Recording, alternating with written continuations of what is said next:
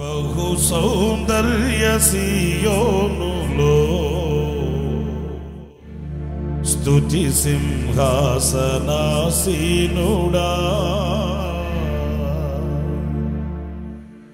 బహు సౌందర్య సియోనులో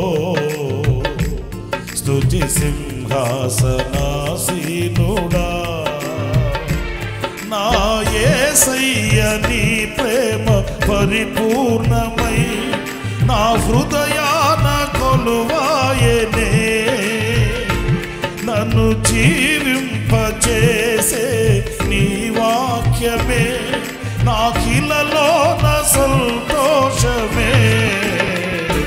బహు సౌందర్య సియోనులో స్తుతి సింహాసనాసీనుడా, బహు సౌందర్య సియోనులో స్తుతి సింహాసనాసీనుడా.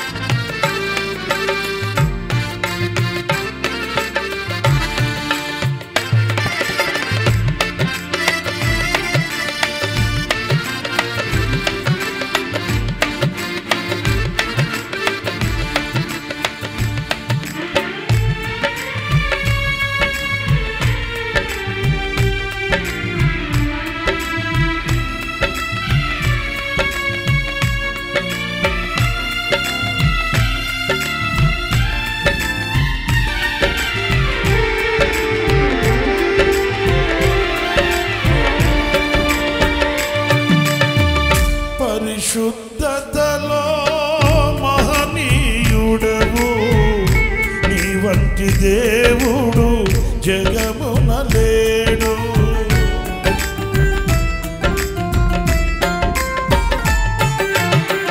పరిశుద్ధతలో మహనీయుడవు, నీ వంటి దేవుడు జగమున లేడు. నాలో నిరీక్షణ, నీలో సంరక్షణ, నీకే నా హృదయార్పణ. నాలో నిరీక్షణ, నీలో సంరక్షణ, నీకే నా హృదయార్పణ. బహు సౌందర్య సియోనులో స్తుతి సింహాసనాసీనుడా, బహు సౌందర్య సియోనులో స్తుతి సింహాసనాసీనుడా,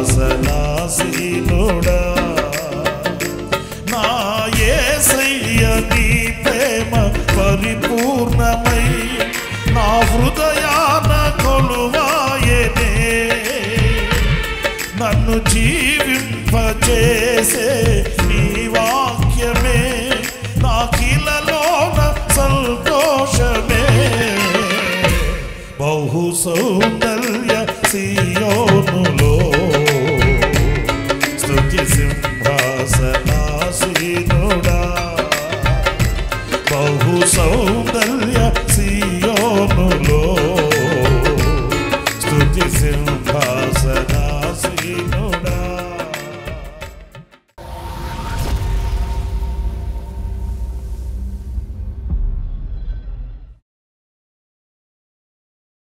ప్రైజ్ ది లార్డ్. ప్రభు అయిన యేసుక్రీస్తు నామంలో మీ అందరికీ హోసన్నా మినిస్ట్రీస్ తరపున హృదయపూర్వకమైన వందనాలు తెలియపరుస్తున్నాను. ప్రభు మిమ్మల్ని ఆశీర్వదించి దీవించునుగాక. ఈ దినమంతయు కూడా విశేషమైన కృప నా దేవుడు సమృద్ధిగా మీకు అనుగ్రహించునుగాక. ప్రియులారా, పరిశుద్ధ గ్రంథంలో నుండి ఈ పూట ఒక చక్కటి మాట నేను మీతో చెప్తాను. అబ్రహాము ఇంట దాసిగా హాగరు ఉంది. హాగరు చరిత్ర ఇంచుమించుగా మీ అందరికీ తెలుసని నేను అనుకుంటాను. ఆమె ఇంటిలో నుండి పారిపోతూ అరణ్యంలో తమ బిడ్డను చేతపట్టుకొని నడిచి నడిచి అలసి సొలసి ఆమె నిలిచిపోయింది. అండదండలుగా ఎవరూ లేని పరిస్థితులలో అనాథగా నిలిచిపోయి సహాయం చేసే వాళ్ళ కొరకై అరులు చాస్తూ ఆకాశం వైపు కన్నులెత్తింది. అంతలో ఆమెకు ఒక స్వరం. ఎప్పుడైతే ఆ స్వరాన్ని వినిందో ఆమెతో మాట్లాడిన ఆ దేవునికి ఒక చక్కటి నామకరణం చేసింది. ఈ చరిత్ర మనకు చాలా కాలం నుంచి చదువుతున్న పరిచయం కలిగిన చరిత్రే. కానీ తలంచే ప్రతిసారి కూడా, ధ్యానించే ప్రతిసారి కూడా ఒక నూతనమైన పందాలో, ఒక నూతనమైన పద్ధతిలో ఈ వాక్యం మనల్ని దర్శిస్తుంటుంది, మనకు స్పందన కలుగు చేస్తుంటుంది. ఆమె దేవునికి పెట్టిన పేరు ఏంటంటే చూచుచు ఉన్న దేవుడు అని పేరు పెట్టింది. చూడండి, ఆదికాండం 16వ అధ్యాయం 13వ వాక్యంలో ఈ మాటలు మనం చదువుతామండి. అది చూచుచున్న దేవుడు నీవే అను పేరు ఆయనతో మాట్లాడిన యెహోవాకు పెట్టెను. ఏలయనగా నన్ను చూచిన వాని నేనిక్కడ చూచితిని కదా అని అనుకొనెను. చూడండి, చూచుచున్న దేవుడవు నీవే అనే పేరు. ఎందుకంటే ఆ నిశీధిలో ఆమెను చూచి గమనించేవాళ్ళు నరులు ఎవరు కూడా లేరండి. చూస్తే సర్వశక్తి కలిగిన ఆ దేవుడే చూడాలి. మనం ఆరాధించే మన ప్రభు ఎవరు అనంటే తృణీకరింపబడిన, త్రోసివేయబడిన, లేక అల్పమైన, స్వల్పమైన జనముగా ఉన్న వారిని సహితం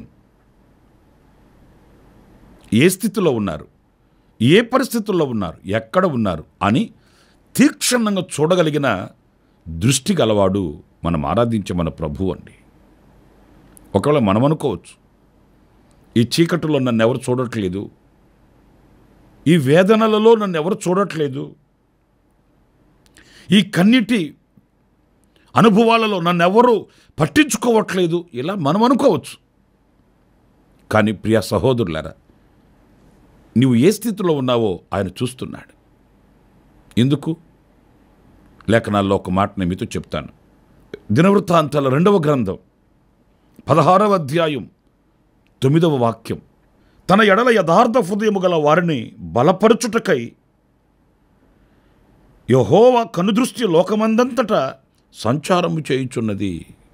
బలపరచుటకై. నేను మాట చెప్పనా? ఆయన కనుదృష్టి నిన్ను ఎందుకు చూస్తుందంటే కృంగిన నిన్ను బలపరచుటకు. నీ బలహీనతను చూచి, నీ ఆవేదనను చూసి ఆయన దాటుకొని వెళ్ళేవాడు కాదండి. నిస్సహాయపు పరిస్థితులలో మనుషులు మనల్ని చేయి విడిచిపెట్టవచ్చు. నిరాధారమైన పరిస్థితులలో మనుషులు మనల్ని చూసి దాటుకుపోవచ్చు. మనుష్య మాతృనిగా ఎవ్వరూ కూడా సహాయమునకు దరికి రాకపోవచ్చు. కానీ మనం ఆరాధించే మన ప్రభువు మన బలహీనతలలో మనల్ని బలపరచుట కొరకై ఆ స్థితిలో మనల్ని చేయి విడవక, ఆ స్థితిలో మనం దాటుకొని పోకుండా, ఆ స్థితిలో మనకు బలాన్ని ప్రసాదించి, ఆ స్థితిలో నుంచి మనం లేచి మరల ఒక నూతనత్వానికి మనం సాగి వెళ్ళడానికి ఆయన కనుదృష్టి మన మీద ఉంది. ఆయన మనం చూస్తున్నాడు. ఒకవేళ మీరు ఏ కన్నీటి వ్యవస్థలో అవస్థ పొందుతున్నారో నాకు తెలియదు, కానీ ఒక్కటి మాత్రం చెప్పగలను, ఆయన కనుదృష్టి నిన్ను చూస్తుంది. నిశ్చయముగా నా దేవుడు నీకు మేలు చేస్తాడు, ఆరోగ్యాన్ని ఇస్తాడు, ఆదరణనిస్తాడు, ఓదార్పును కలిగిస్తాడు.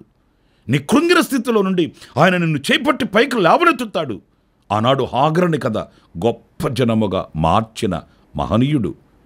ఇదిగో ఈ మాటలు వింటున్న నీ జీవితంలో కూడా అద్భుతాలు చేస్తాడు, ఆశ్చర్యమైన కార్యాలు చేస్తాడు. నిన్ను ఒంటరిగా విడిచిపెట్టేవాడు కాదు, నిన్ను అనాథగా విడిచిపెట్టేవాడు కాదు. ఆదరణకర్తగా నిన్ను ఆయన చేరుకొని నీ హృదయ ఆవేదనను తొలగించి, నీ బలహీనతలలో ఆయన బలమును ప్రసాదించి నిన్ను ఒక సజీవ సాక్షిగా వాడుకొనుటకు ఆయన శక్తిగల దేవుడు. ఆయన పేరు నజరేయుడైన యేసు. ప్రియులారా, ఆయన కనుదృష్టి బలపరచుటకు అన్నప్పుడు ఆ కనుదృష్టి నీ మీద ఉంది, మన మీద ఉంది అన్నప్పుడు మనం కృంగిపోవలసిన అవసరం లేదు. నిశ్చయంగా మేలు కలుగుతుంది. మరో మాట కూడా నేను మీకు జ్ఞాపకం చేస్తాను.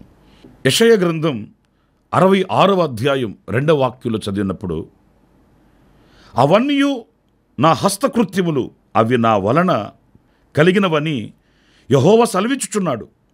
ఎవడు దీనుడై నలిగిన హృదయం గలవాడై నా మాట విని వణుకుచుండునో వారినే నేను దృష్టించుచున్నాను. ప్రియులారా, చూడండి, దీనుడై నలిగిన హృదయము గలవాడై నా మాట విని వణుకుచుండునో అంటే దేవునికి భయపడు వారిని ఆయన చూస్తున్నాడంటండి. కొందరికి దేవుని భయము ఉండదు, మనుషుల భయము ఉండదు. పోనీ మనుషుల భయం లేదు అనుకుంటే దేవునికి కూడా భయపడరండి. కానీ ఎవరిని ఆయన దృష్టించుచున్నాడు అనంటే, ఎవరైతే ఆయన మాట విని ఆ మాటకి విలువనిచ్చి వణుకుచున్నారో, అంటే ఆ మాటకి భయపడుచున్నారో.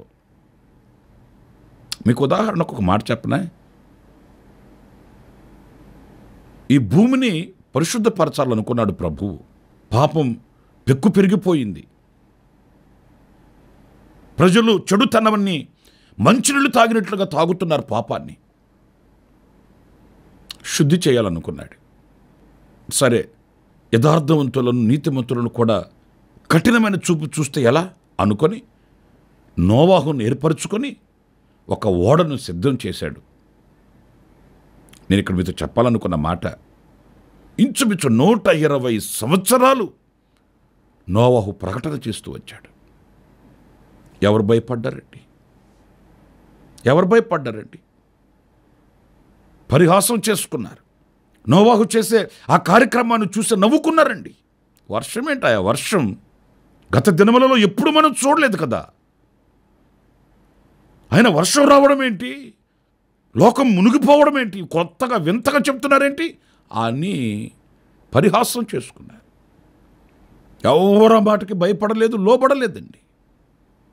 అదే సందర్భంలో నినివే పట్టణ ప్రజల్లో యొక్క పరిస్థితి కూడా మనం జ్ఞాపకం చేసుకోవాలి. వీళ్ళకి వర్తమానం వెళ్ళినట్లుగానే నినివే పట్టణ ప్రజలకు కూడా ఒక వర్తమానం వెళ్ళింది. వెంటనే వాళ్ళు ఏం చేశారో తెలుసండి? ఆ దేవుని మాటకులు భయపడ్డారండి. చూడండి, వీళ్ళకి వాళ్ళకి ఎంత వ్యత్యాసం ఉందో చూడండి. నోవాహు ప్రకటన చేస్తుంటే కనులకు కట్టుచ్చినట్లుగా ఆ ఓడను సిద్ధం చేసే పరిస్థితులు కనబడుతున్నా కూడా వాళ్ళు లోపడలేదు, భయపడలేదండి. ఆపవోయా బాబు, ఈ మాటలని చాలా విన్నాం, కానీ నీకొక్కడికి ఉద్యోగం వస్తే సరిపోతుందా అన్నట్లుగా నోవాహు మీద సణుక్కున్నారు. కానీ నినివే ప్రజలు అలా కాదు. ఒక బలహీనుడుగా ఎంచబడిన ఒక సేవకుడు వెళ్ళి దేవుని మాటను ప్రకటించగానే స్పందన కలిగింది. భయపడ్డారండి. రాజు సహితము సింహాసనం దిగి వచ్చాడు. పెండ్లి కుమారుడు గదిలో నుంచి వచ్చాడు. పెళ్లి కుమార్తె గదిలో నుంచి వచ్చింది. గోనె పట్ట కట్టుకొని బూడిదలో కూర్చొని అంగలార్చారండి. మరి దేవుడు చూస్తున్నాడు కదా, కృప చూపకుండా విడిచిపెడతాడా? కనికరించకుండా విడిచిపెడతాడండి? నినివే ప్రజల యొక్క దుస్థితి బహుభయంకరమైనది అయినప్పటికీ దేవుడు క్షమించాడు, కృప చూపించాడు, క్షమభిక్షను పెట్టి రక్షించాడు. నా ప్రియమైన సహోదరులారా, ఎవరు భయపడుచున్నారో ఆయన మాటకు లోబడడానికి, ఆయన మాట దగ్గర గడగడగడ వణుకుతూ అమ్మో నా ప్రభు యొక్క వాక్కు ఇది అని ఎవరైతే వివేచిస్తున్నారో వారిని ఆయన చూస్తున్నాడండి. మరి ఈరోజున ఆ దేవుని మాటకు భయపడుతున్నామా అండి?